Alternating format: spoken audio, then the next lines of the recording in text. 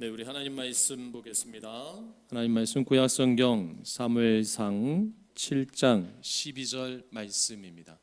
사무엘상 7장 12절 말씀 우리 함께 봉독합니다. 구약성경 417면에 있습니다.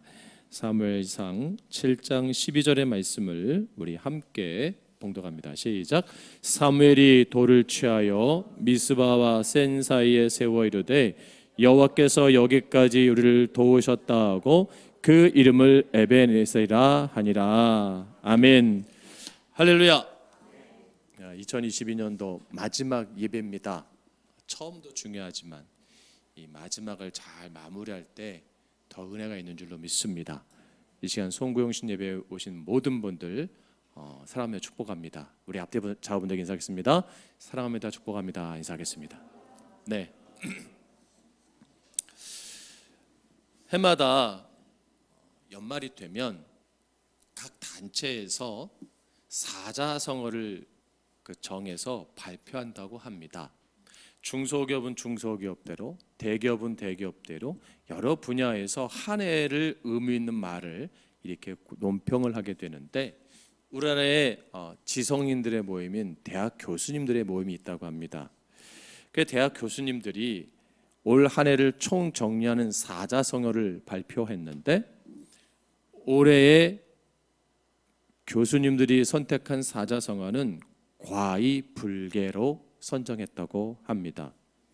과의불개, 이 뜻은 잘못을 하고도 고치지 않는다라는 뜻을 가지고 있습니다. 그러니까 우리 한국 사회의 전반적인 모든 부분에 잘못을 하고 있음에도 고치지 않는 사회였다라고 특정을 지은 것이죠. 해마다 이렇게 교수님들이 연말 되면 이렇게 사자성어를 발표하는데 이 정리해 놓은 것들을 보다가 굉장히 흥미로운 한 가지를 발견했습니다. 매 연말마다 올해 사자성어를 발표하기 시작한 것이 지난 2001년도부터 시작했다고 합니다. 2001년도에 사자성어는 오리무중이었다고 합니다. 그 해에는 사회가 나아가야 될 방향을 갈피를 못 잡은 것을 정리한 것이죠. 그다음 2005년도에는 상하 하택, 상생 없는 이반과 분열. 2007년도에는 자기 기인, 자기도 속이고 남도 속이는 해였다. 2008년에는 호질기의, 병을 숨기고 의사에게 보이지 않는다. 그러니까 우리 사회에 각종 병든 것이 있는데 감추기만 급급했던 사회였다라고 하죠. 2013년에는 도행 역시 순리를 거스르며 행동하는 한 해였다. 2014년에는 지록위마, 사슴을 가리키며 말을 하듯이 권력을 이용해서 잘못된 것을 끝까지 우긴다. 2015년도에 뭔지 아십니까? 혼용무도, 나라 상황이 온통 어지럽다. 2001년부터 2020년까지 이 대학 교수님들이 우리나라를 정리하는 사자성어는 단 한 번도 긍정적인 사자성어가 없습니다. 다 부정적인 단어였어요. 희망적이고 좀 꿈에 부풀고 좀 위로가 되는 그러한 단어가 한 번도 없었다는 거예요. 왜 그렇죠? 매해 사람들의 삶이 너무나 힘들었다는 것입니다. 특별히 작년, 올해 또 그 재작년까지 코로나로 인해서 온 나라가 상상하지 못할 큰 혼란과 혼돈, 아픔, 계획에 차질러서 참 많이 힘들었던 것을 우리가 경험하고 살았습니다. 하지만 고통, 총량, 불변의 법칙처럼 그 해마다 채워야 될 아픔과 혼란과 혼돈이 있음을 또한 우리가 잘 알고 있어요. 여러분, 코로나19가 없었다고 해도 분명히 또 다른 무엇인가 어려움 때문에 우리의 마음이 아프고 괴로웠을 것이에요. 여러분, 2022년에 코로나로 아픈 분도 있었지만 코로나가 아니어도 그보다 다른 것들로 더 많은 아픔의 시간을 보낸 분들이 아마 이 자리에 있는 줄로 믿습니다.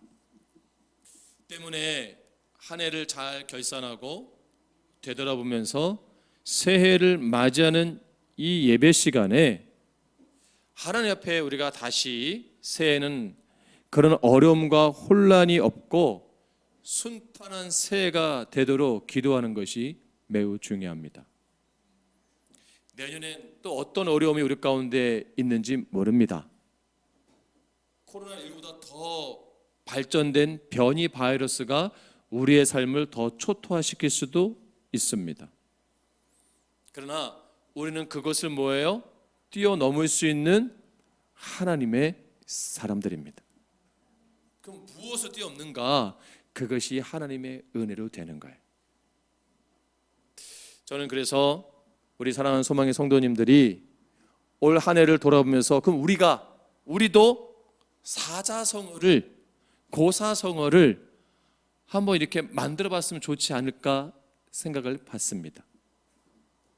그래서 묵상하는 가운데 저는 에벤에셀이라는 단어를 떠오르게 됐습니다.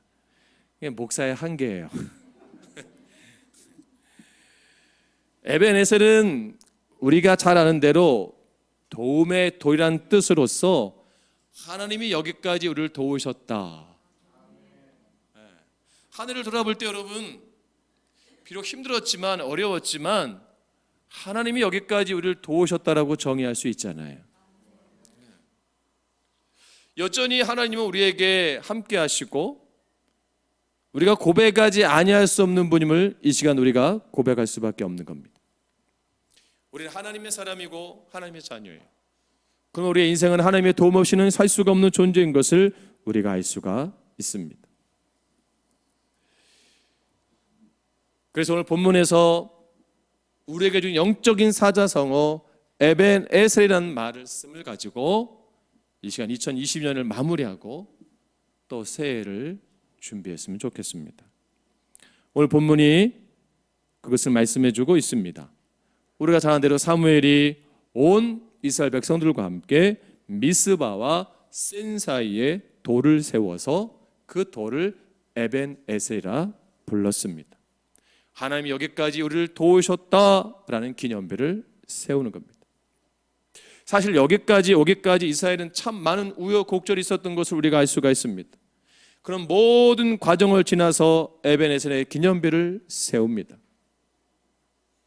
그러면서 본문은 기념비를 세운 이후에 어떤 일이 임하게 되었는가를 보여주는 말씀이에요. 오늘 우리가 이 부분의 말씀에 초점을 맞추려고 합니다.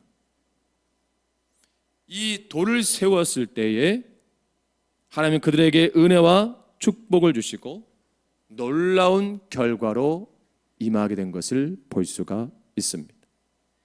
우리도 한 해를 마무리하고 한 해를 다가오는 이 사이 시간에 내 삶의 영적인 에벤에셀을 세우고 하나님 앞에 고백하고 기념하고 다짐하고 나아간다면 그 이스라엘 백성에게 준 축복이 여전히 우리 가운데도 임할 줄로 믿습니다. 특히 2023년 기대보다는 두려움이 더 큰 것이 사실입니다. 남북한이 점점 강대강으로 가고 있습니다. 남북한 문제뿐만이 아니에요. 중국과 러시아가 또 한편이 되고 있고 또 유럽과 미국이 한편이 돼서 마치 강대강으로 가고 있습니다. 서로의 군사 분계선들을 위협적으로 거의 뭐예요? 들어갔다 나왔다 들어갔다 나왔다 합니다. 서로 항공모함도 띄우고 전투기도 띄우고 어떤 그런 긴장 모드를 조성하게 됩니다. 내년에는 여태까지 경험하지 못한 경제가 어려울 거라는 모든 전문가들이 말들을 하고 있습니다. 수출은 더 어려울 것이고 내수 경제는 불안할 것이고 금리의 인상으로 부동산은 계속 위험에 빠질 것이고 수많은 사람들이 실직할 것이고 계속 좋은 소식보다는 계속해서 안 좋은 소식만 우리 가운데 다가오는 것을 볼 수가 있어요. 자, 그러면 이러한 상황 가운데서 우리가 정말 이스라엘 백성들처럼 미스바와 센 사이에 에벤에셀의 기념비를 세우듯이 우리가 영적으로 세울 수 있는가? 우리 본문 우리 가운데 도전하고 있는가요? 여러분 이 시간 예배 가운데 세우시길 주님으로 축복합니다. 그러면 오늘 본문을 통해서 이 세우기에서 중요한 단어 세 가지가 등장하는데 첫 번째 말씀은 무엇이 표현하느냐? 굴복함이요. 굴복함. 여러분 13절 말씀 보세요. 13절 말씀 같이 봉독합니다. 시작. 이에 블레셋 사람들이 굴복하여 다시는 이스라엘 지역 안에 들어오지 못하였으며 여호와의 손이 사무엘이 사는 날 동안에 블레셋 사람을 막으심매. 할렐루야. 에벤에셀의 고백과 신앙으로 나아가는 이스라엘 백성에게 가장 먼저 임한 축복은 굴복의 은혜예요. 다시 말해서 굴복이라는 것은 내걸하는 것이 아니라 적군들이 그 지키는 뭐예요? 하나님의 신앙 고백하는 자들이 굴복하게 만드셨다. 결국 뭐예요? 승리하게 하셨고 하나님은 궁극적으로 영광을 받으셨다라는 표현입니다. 당시에 이스라엘에겐 이보다 소중한 축복이 없었습니다. 왜냐하면 우리가 잘 아는 대로 블레셋이 집요하게 늘 이스라엘을 괴롭혔기 때문에 엘리 제사장이 죽게 됩니다. 홈냐 비느하스도 죽게 됩니다. 며느리가 낳은 아들이 그 손자가 이가봇입니다. 다 낳다가 죽게 됩니다. 하나님 임재가 떠납니다. 법궤도 블레셋에게 뺏깁니다. 완전히 하나님 나라의 자존심이 무너진 거예요. 그러니까 블레셋은 법궤를 가져간데도 여전히 법궤가 할 때 그 속에서 하나님의 심판을 경험하는데도 그들은 계속해서 이스라엘을 괴롭힙니다. 그 상황 속에서 지금 그 힘든 상황 속에서 사무엘은 이스라엘 백성들과 함께 기념배를 세운 거예요. 하나님이 그거를 보신 거예요. 그리고 다시 그곳에서 회복의 역사를 일으켜 주신 거예요. 블레셋이라는 나라는 호전적인 민족으로 전쟁을 좋아하는 그런 나라였습니다.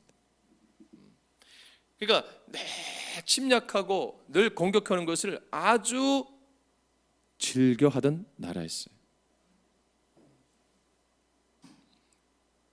본문의 굴복과 승리가 오기까지 본문 앞부분을 보게 되면 이스라엘은 이들과 두 번의 큰 전쟁을 치르는데 그럴 때마다 전쟁에서 큰 패배를 경험합니다.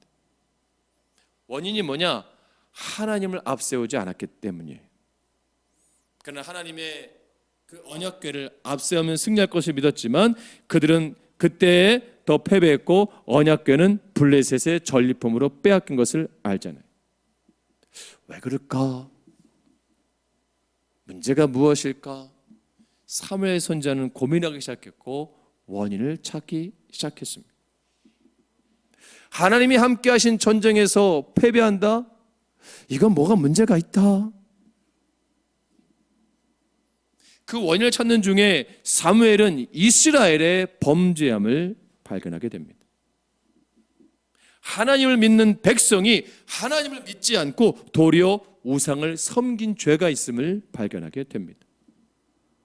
나라는 위에서부터 아래까지 총체적으로 부패해서 하나님의 공의가 땅에서 떨어져 있는 그 모습을 죄를 발견하게 됩니다.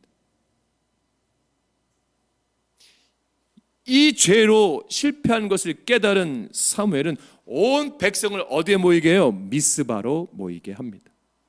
그리고 거기서 요구한 게 딱 하나예요. 뭡니까? 회개입니다. 회개. 그것이 사무엘상 7장 초반에 나오는 말씀이에요. 백성들은 눈물로 통곡으로 자신의 죄를 회개하고 하나님을 신실히 믿을 것을 다짐합니다. 하나님의 도우심을 간절히 기도합니다. 하나님은 그들의 회개와 그들의 간절한 기도를 들어주셨습니다. 그런데 이스라엘은 다시 블레셋과 전쟁했고 이제는 뭐예요? 그 전쟁 가운데 큰 승리를 경험하게 됩니다. 그것이 본문의 바로 앞에 나오는 10절과 11절에서 승리를 말하고 있고 본문 13절에서 궁극적인 승리를 알리는 선언으로서 블레셋의 굴복을 강조하는 것이에요. 이 시점 여기 에벤에셀의 신앙과 고백의 기점으로 이스라엘에게 굴복과 승리라는 놀라운 은혜와 축복이 임한 거예요. 여러분, 우리가 지난 한 해를 돌아볼 때 우리의 삶 속에서, 우리의 신앙 가운데서 여전히 실패하고 무너져 있다면, 나는 하나님을 믿고 있는다고 하지만 여전히 뭐예요? 하나님보다 다른 것을 더 믿고 의지하고 있었다는 결과입니다. 세상을 더 믿고 따라갔다는 거예요. 이스라엘 백성과 똑같은 겁니다. 물질을 더 앞세우고 있고 명예를, 권력을, 힘을, 명성을 더 많이 추구하는 삶이었다면 우리가 돌아봐야 돼요. 내 안에 우상이 어떤 것이 있는가? 내가 하나님 앞에 바로 서지 못하는 모습이 무엇이 있든가? 여러분, 정말 하나님 믿으시나요? 하나님 믿으셔야 됩니다. 하나님 그거를 가장 원하시는 거예요. 그럼 내 안에 하나님을 믿지 못하게 하는 요소가 있어요, 없어요? 반드시 있어요. 그거를 회개하고 그거를 하나님 앞에 고백하고 눈물로 통회할 때 하나님 뭐예요? 다시 뭐예요? 회복시켜 주시는 거예요. 다시 세워주시는 거예요. 그때 교회는 교회다워지고요, 성도는 성도다워지는 겁니다. 두 번째로 뭡니까? 회복입니다. 회복. 여러분 14절 말씀 보세요. 14절 말씀 회복입니다. 같이 봉독합니다. 시작. 블레셋 사람들이 이스라엘에게서 빼앗았던 성읍이 에그론부터 가드까지 이스라엘에게 회복되니 이스라엘이 그 사방적을 블레셋 사람들의 손에서 도로 찾았고 또 이스라엘과 아모리 사람 사이에 평화가 있었더라. 아멘. 에벤에셀의 기념비를 세우고 담대하게 나갔던 이스라엘 백성들에게 그 블레셋의 굴복과 승리만 주신 것이 아니라 블레셋 사람들에게서, 나라에게서 빼앗겼던 이스라엘의 모든 성읍들을 하나님은 다시 회복시켜 주셨다는 거예요. 이게 에벤에셀의 축복입니다. 이게 에벤에셀의 신앙이에요. 에벤에셀의 기점으로 다 회복되어지고 온전하게 되었다. 그럼 여러분, 다시 우리가 영적인 기념비를 세울 때 내 안에 빼앗겼던 것들, 영적인 것들, 신앙의 자존심들, 그런 축복들이 어떻게 돼요? 다시 회복되는 거예요. 우리 교회에 하나님의 영광에 빼앗겼던 자리가 있다면 우리가 회개함으로 다시 이 교회들이 뭐예요? 다시 부흥되는 거예요. 다시 영적인 그 자존심들이, 자존감들이 회복되는 겁니다. 우리는 그것을 다시 회복해야 됩니다.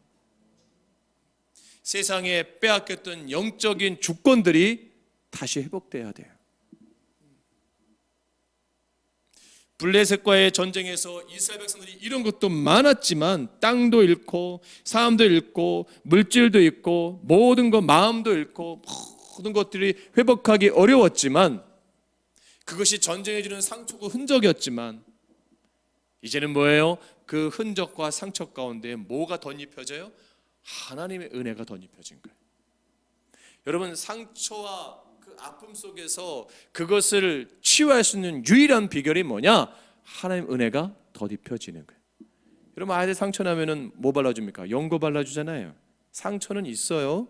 근데 그 위에 뭘 덧입혀요? 연고를 발라줘요. 발라주면 상처가 난다고 생각해요. 어렸을 때 아이들을 보면 데일밴드가 만병통치약입니다. 전 어렸을 때 빨간 약이 만병통치약이었습니다. 찢어져도 빨간 약, 멍도도 빨간 약, 배 아파도 빨간 약, 머리 아파도 빨간 약. 저는 그 약이 만병통치약인지 알았습니다. 근데 신기한 건 나요 또. 우리 다인이 어렸을 때 아프게 하면 데일밴드 갖다 붙여줬습니다. 머리 아프다면 이마에 붙이면 조용합니다. 신기합니다. 그 데일밴드가 뭐라고? 그 빨간 약이 뭐라고? 분명히 상처는 그대로 있는데 뭔가 덮여지면 뭐예요? 다 회복됐다고 생각을 합니다. 여러분, 내 삶에 스크래치 나고 상처 나고 아픈 거 뭐로 고칠 수 있어요? 하나님의 은혜가 덧입혀질 때, 그때서 비로소 우리가 뭐예요? 회복될 수 있는 거예요. 그러면 하나님의 은혜가 덧입혀진다는 게 뭐죠? 이게 이제 좀 성경적으로 들어가 봐야 돼요. 신학적으로. 하나님의 은혜가 덧입히는 게 뭐예요? 우리는 누구의 형상을 따라 지음 받았어요? 하나님의 형상 따라 지음 받았잖아요. 근데 인간의 본성이 죄와 타락과 그 범죄로 말미암아 뭐예요? 본래의 형상적인 기능을 잃어버린 거예요. 그래서 우리는 뭐예요? 그 하나님의 형상을, 은혜를 잃어버리면 우리가 할 수 있는 게 뭐예요? 범죄와 타락과 우상숭배란 말이에요. 그 속에서 하나님의 은혜가 덧입혀지면 뭐예요? 그것을, 죄를 감춰주시고 하나님의 은혜로 더 이상 범죄와 우상숭배와 타락의 삶이 아닌 하나님의 은혜를 구하는 삶으로 바뀐다는 겁니다. 그러니까 우리가 하나님의 은혜를 덧입고 사는 거예요. 하나님의 은혜가 우리 가운데 임해야 내가 그때서 비로소 하나님의 사람으로 설 수 있는 것을 말씀하고 있는 거예요. 하나님의 은혜가 있어야 우리가 하나님께 소망을 두게 되는 겁니다. 하나님의 은혜를 소멸하게 되면 내가 소망하고 바라는 것이 뭐예요? 세상적인 것과 전혀 다를 수가 없다는 거예요. 지금 이스라엘 백성들은 에베네셀, 미스바에서 에베네셀을 세우고 회개하고 온전했을 때 그들이 왜 하나님의 은혜가 덧입혀진 거예요. 그 회중 가운데. 그러면서 뭐예요? 잃어버렸던 모든 것들을 하나님 뭐예요? 회복시켜 주시고 회복시켜 주신다. 여러분, 이 회복의 은혜가 오늘 이 시간 가운데 임하여서 2023년도 어떤 어려운 삶의 현장에 있을지라도 멋지게 승리하기를 주의 이름으로 축복합니다. 마지막으로 무엇이 필요합니까? 평화입니다. 평화. 여러분 14절 마지막 말씀 보면 이렇게 말씀하지 않습니까? 또 이스라엘과 아모리 사람 사이에 평화가 있었더라. 이것이 에베네셀의 신앙과 고백 속에 나타난 마지막 결과입니다. 승리와 회복 그리고 평화가 이스라엘 백성들에게 임하였다는 거예요. 성경은 이것을 놀랍게 이스라엘과 우리에게 말씀하고 도전하고 계십니다. 여기 오기까지 이스라엘에게 보여줬던 모습은 한마디로 두려움과 공포였습니다. 연일 전쟁에서 패배한 그들은 하루도 편하게 살지 못했습니다. 사랑한 아들과 가족이 전쟁으로 맥없이 죽어갔습니다. 나라는 언제 더 큰 위기를 맞을지 모르는 그런 상황입니다. 지금 그들이 살아있지만 살아있는 것도 아니고 날마다 죽음의 공포와 위기 속에서 두려움으로 지내고 있는 그런 상황이에요. 근데 그들이 하나님은 에베네셀의 고백을 하게 하셨어요. 하나님 여기까지 우리를 도우셨고 앞으로도 도와주실 것이다. 여러분, 이 고백이 쉬운 게 아니란 말이에요. 전쟁 속에서 자기 자녀가 포로로 끌려갔고 아내가 죽임을 당하고 전 재산을 잃어버리고 집도 잃어버리고 재산도 모든 것을 빼앗긴 상태에서 하나님 여기까지 도우셨다? 여러분, 이 고백이 쉬울까요? 어려운 거예요. 결코 이게 쉬운 고백이 아니란 말이에요. 자기들이 우상 숭배를 하고 범죄했다 해도 하나님 블레셋 가운데 전쟁 가운데 패배하게 그 상황에서 도우셨다? 힘든 고백이에요. 여러분 2022년을 돌아볼 때 어떤 분들은 감사의 고백할 수 있는 분도 많이 있지만 진짜 하나님 여기까지 도우셨다 고백하기 힘든 분들 많지 않아요? 여러분 가정을 볼 때, 일터를 볼 때, 내 삶을 볼 때 진짜 이 고백하기 어려운데 내가 비록 그냥 입술로 하지만 이 고백하기 참 힘든 삶을 살았는데 우리 그렇지 않습니까? 그럼에도 불구하고 하나님이 여기까지 우리를 도우셨다. 그 고백할 때 그 마음들의 심중들이 어떻겠어요? 하나님은 그 고백을 들으시고 할렐루야, 그 힘든 가운데, 그 어려운 가운데, 삶의 처절한 고통 가운데서 그래도 여기까지 도우셨다. 그게 뭐냐면요, 다시 말씀드리면 하나님은 그럼에도 뭐예요? 기회를 주시고 계신다. 아는 거예요. 왜 자기의 자녀들과 아내들과 남편들이 포로가 되고 죽임을 당하고 재산이 빼앗기게 되고 왜 그랬을까? 하나님 앞에 교만했기 때문에, 하나님 뜻에 순종하지 않은 삶을 살았기 때문에 그 결과를 우리가 받는 거나,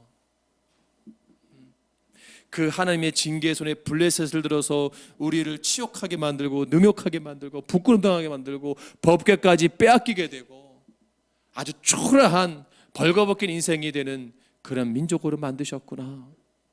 더 이상 수치를 당하지 말자. 더 이상 부끄럼 당하지 말자. 하나님이 그래도 여기까지 우리를 도우신 게 있지 않느냐, 기회를 주신 게 있지 않느냐 울며 잡아갈 때 하나님 뭐예요? 회복시켜 주신 거예요. 샬롬은 하나님의 본심이에요. 본심. 그 샬롬 평화가 우리 모두의 소망이고 이 세상의 모든 사람들이 살아가는 간절한 바람 아닙니까? 여러분 가정도요 평화가 있어야 돼요. 할렐루야. 부부지간에도 뭐예요? 샬롬이 있어야 돼요. 자녀와 부모지간에도 샬롬이 있어야 돼요.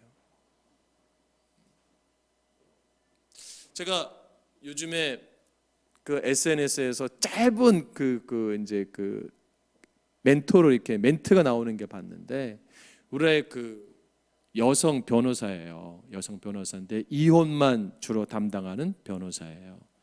근데 이제 실제 자기가 겪었던 사건의 현장들을 짧게 멘트 속에서 교훈적으로 이렇게 언급하는 강연 토크가 있어요.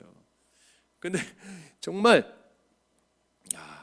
그런 일들도 있구나. 그런 일들도 있구나. 부모님이 돌아가신 장례 치는 현장 속에서 이 부주하잖아요. 그거를 가지고 분쟁하는 거예요. 아들들끼리. 그걸 가지고 법정으로 오는 거예요. 참 참담하지 않아요?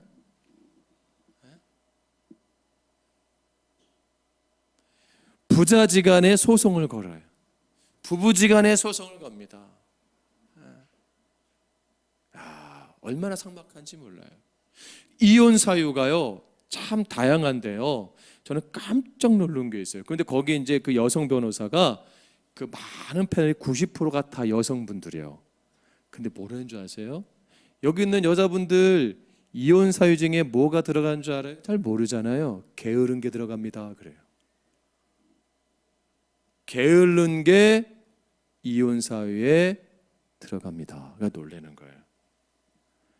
여러분 삶을 깨끗이 안 하는 거, 야 이거 남자 해봐야 안 되는데 이것도 무기 삼으면 안 되는데 들어갑니다. 그러면서 얼마나 게으르고 지저분한지 그 이혼 사유를 당한 그 여성의 집을 보여준 거예요. 근데 그게 남자가 찍어서 법정에 증거물로 제출한 거예요. 여러분 싱크대에 구더기가 있어요. 옷 빨래가 곰팡이가 썩고 있는데 정리를 안 하면 그러면 남자가 하면 되지 모르겠어요. 어떤 원인인지 모르겠습니다. 아이들 속옷을 제대로 갈아입히지 않습니다. 얼마나 게으른지 몰라요. 또 하나는 생활권, 경제권을 주지 않는 남편들에게도 책임을 묻는 걸 나와요. 이제 서로 소송을 걸면 서로의 자기 이제 그 재산 분할 청구 소송을 해서 내가 뭐를 얼마 줬다 얼마 다 쓴대요. 그러니까 봉우 집사님이 한지 집사한테 만약에 뭘 해준 거 있잖아요. 이제 헤어질 판이니까 이제 그 원금도 찾아야 되는 거야. 그러니까 막 내가 냉장고 사주고 뭐 그러니까 서로 완전 끝판 치사 끝판왕. 완전 치사하게. 근데 얼마나 한 남자가 치사하게 썼냐면 19만 9천 원짜리 그 뭐예요? 어쨌든 털 달린 옷이 있어요. 근데 그 털 달린 그 유니세한테 입은 그 털을 밍크 코트라고 쓴 거야. 그 남편이 450만 원 적어낸 거야. 19만 원짜리. 법정에서 그 여인이 더럽고 치사하다고 너 가져가라. 내 편개치고 법정을 떠났대요. 그러니까 그 변호사가 가서 들어보니까 아버님 아버지 이거 제 남편 되시는 거 제가 봐도 이거 밍크 아니잖아요. 얼마나 사람들이 추한지 몰라요. 그걸 말하는 거예요. 뭐가 없으면 평화가 깨지면, 샬롬이 깨지면 교회도 마찬가지입니다. 여러분 정치판에 평화가 있어요? 정치하는 사람 뭐래요? 서로 전쟁이죠. 전쟁. 그렇죠? 그게 뭐예요? 샬롬이 없잖아요. 서로 물고 뜯잖아요. 정말 유치하잖아요. 그러니까 여러분 삶 속에서 여러분 가정이 어때야 돼요? 평화로워야 돼요. 여러분 일터가 어떻게 해야 돼요? 평화로워야 돼요. 교회가 어때야 돼요? 평화로워야 돼요. 그게 누구에게서 오는 거예요? 하나님께로 오는 거예요. 여러분 2023년에 그 복이 충만하기를 주님으로 축복합니다. 여러분 돈 많으면 뭐 할 거예요? 가정이 평화롭지 않은데. 집에 들어가고 싶겠어요? 남편이 퇴근하고 아내가 신랑을 기다리는 사모한 마음이 있겠어요?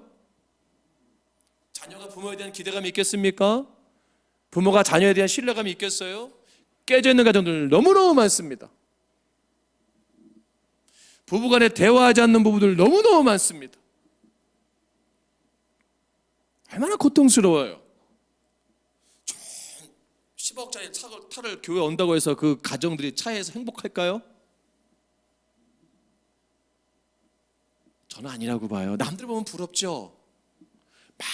맛있는 음식을 먹는다고 진짜 행복할까요? 아니에요. 그냥 냄비 그릇 하나에다가 그냥 비빔밥 같이 나눠 먹고 그냥 그때가 떠들고 웃고 막 히히대고 막 그게 행복한 거 아니에요? 우리는 착각하는 게 많아요. 우리 교우들 가운데 보이기에는 그럴듯한데 저는 모르겠어요. 혹시 그런 가정도 있을 수 있어요. 평화가 깨진 가정들, 소통이 단절된 가정들 있을 수 있어요. 다시 회복하기를 주님으로 축복합니다. 할렐루야. 예배 가운데 하나님과의 평화가 깨진 성도가 있어요. 회복하셔야 됩니다. 그래야 사는 거예요. 내가 일터에 나가도 힘든 분들이 있어요. 예전에는 명태라고 하면 50대 초반에 하는 것도 굉장히 힘들었거든요.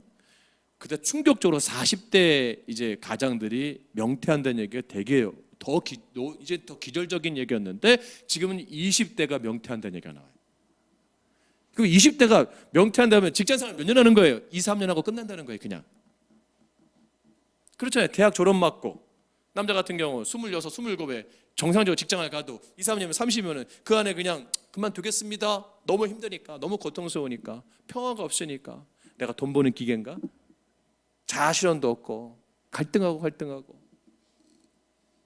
그 지금 구급 공무원들 그 대학 나온 친구들이 많이 그만두잖아요. 2, 3년 하고. 내가 이거 하려고 내가 이거 이런 삶을 하려고 내가 했는가? 자괴감을 들고 엄청 많이 그만둔다고 해요.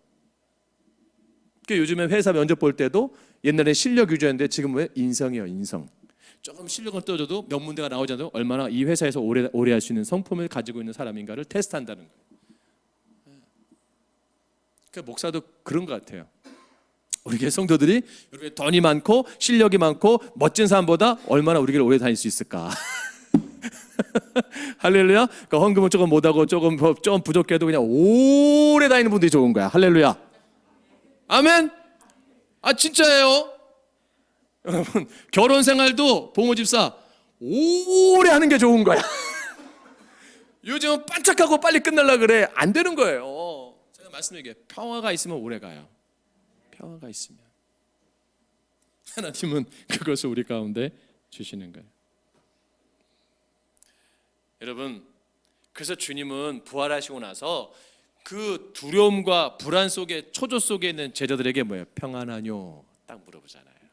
평안하라는 거예요. 내가 함께하니까 평안해라. 두려워하지 말고 놀라지 말고 평안을 너에게 끼치노니 곧 나의 평안을 너에게 주노라. 내가 너에게 주는 것은 세상이 주는 것 같지 아니하니라. 너희 마음에 근심도 말고 두려워하지도 말라. 그러면 여러분 가정이 깨져 있고 부부간에 깨져 있고 자녀간에 깨져 있고 이웃과 깨져 있고 소통도 안 되고 직장에서 평화가 없으면 여러분 뭘 통해서 회복할 수 있어요? 주님의 평안으로 채워지는 거예요. 주님의 평안으로 채워지면 이길 수 있는 거예요. 극복할 수 있는 거예요. 근데 주님이 없는 사람들은 뭐예요? 술로 때운다던가 일탈을 꿈꾼다던가 다른 것들로 자꾸 그것을 해결하려고 몸부림치잖아요. 결국 할수록 무너지는 게 세상이에요. 근데 우리는 그런 삶 속에서 그래도 하나님의 은혜 없이 살 수 없으면 기도하면 하나님의 그 빈 마음에 하나님이 채워주시는 거예요. 아멘. 우리 과거에 그 어르신 세대 얼마나 여성들이 핍박받고 살았습니까? 진짜 남편들이 막 술 먹고 두들겨 패고 그게 진짜 다반사 한국 사회는 그게 남자들의 권위인 줄 알았어요. 뭐 돈을 제대로 벌어 주길 합니까? 남편에 대한 사랑을 받기를 합니까? 참 참 처절하게 힘들게 살았어요. 그때 교회가 소망이 됐어요. 그때 한 줄기 빛이 된 거요. 그래서 와서 통곡하고 기도하고 그 빈 마음 평화가 깨져 있는 가정, 힘든 그 속에서 예수 붙잡고 목숨 걸고 신앙생활했더니 하나님 뭐예요? 그 가정에 평화가 다시 임하게 하시고 회복시켜 주시고 다시 채워 주시고 다시 살아갈 용기 주시고 견디게 하시고 승리하게 하셨잖아요. 아멘. 그러니까 예수 없으면 살 수 없는 그 시대가 우리 가운데 있었어요. 그 부분에 우리는 부인할 수가 없어요. 교회의 역할이. 여러분 마음이 허하신 분들 엉뚱한 거 찾지 마세요. 예수로 채우시기 바랍니다. 다시 회복하시기 바랍니다. 가정에 위기가 있나요? 예수 앞에 나오세요. 여러분 내 인생의 위기를 느끼고 있는 분들 계십니까? 주님 앞에 나오세요. 그럼 되는 거예요. 그때 그 평화가 임하는 거예요. 우린 그 은혜가 없으면 살 수가 없는 거예요. 할렐루야. 하나님의 은혜 아니면 살 수 없음을 고백하는 거예요. 그래서 2023년도에 이제 그 은혜가 내 안에 충만해져서 나를 조롱하고 나를 해방하고 나를 손가락질했던 그 적대적인 블레셋과 같은 그것들이 내 앞에 굴복하게 되고 그 내가 빼앗겼던 모든 그러한 기쁨의 요소들이 다시 하나님 회복시켜 주시고 세상이 누릴 수 없는 그 평안을 누리고 정말 행복하게 멋지게 승리하는 우리 모두 되기를 주의 이름으로 축복합니다. 기도하겠습니다.